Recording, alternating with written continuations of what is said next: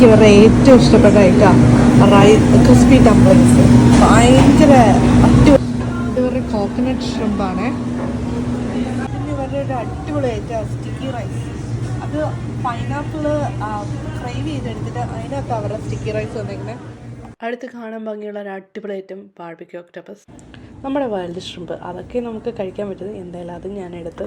പിന്നെ ഫ്രൂട്ട്സിൻ്റെ സെക്ഷൻ എങ്ങനെയും കിടക്കല്ലേ. Cantaloupe, honeydew, blueberry, grapes, pineapple, watermelon ഒന്നും വേണ്ട. ലോബ്സ്റ്റർ ഇഷ്ടമുള്ളവരൊക്കെ ഉണ്ട്. ലോബ്സ്റ്റർ ഞാൻ കഴിച്ചിട്ടില്ല.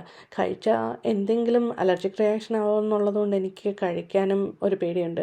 ഈ ക്രാബൊക്കെ ഇങ്ങനെ തന്നെയാണോ കഴിക്കുന്നത്, അതോ ഇതിനകത്ത് എന്തെങ്കിലും സോസ് ചേർത്താണോ കഴിക്കുന്നത് ഒന്നും എനിക്കറിയത്തില്ല. അതിൻ്റെ കഴിക്കുന്ന രീതി അറിയത്തുണ്ട്, അവിടെ തന്നെ വെച്ചു.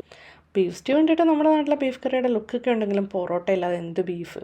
പിന്നെ ഡെസേർട്ട് സെക്ഷനിൽ ഒരു രക്ഷയില്ല. കേക്കായി, പൈയായി, ക്രീം ബണ്ണായി, അങ്ങനെ വൈൽഡായിട്ടുള്ളൊരു വെറൈറ്റി ഓഫ് ഫുഡിൻ്റെ വേൾഡിൽ നിന്ന് നമുക്ക് കഴിക്കാൻ പറ്റുന്ന കുറച്ച് സാധനങ്ങളൊക്കെ എടുത്ത് നമ്മളങ്ങനെ പുറത്തിറങ്ങി.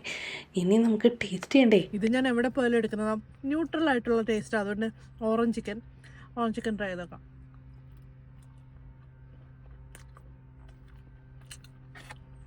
എൻ്റെ ഓൾ ടൈം ഫേവറേറ്റ്. ഇനി ഇത് ഇവരുടെ സ്റ്റിക്കി റൈസാണ്.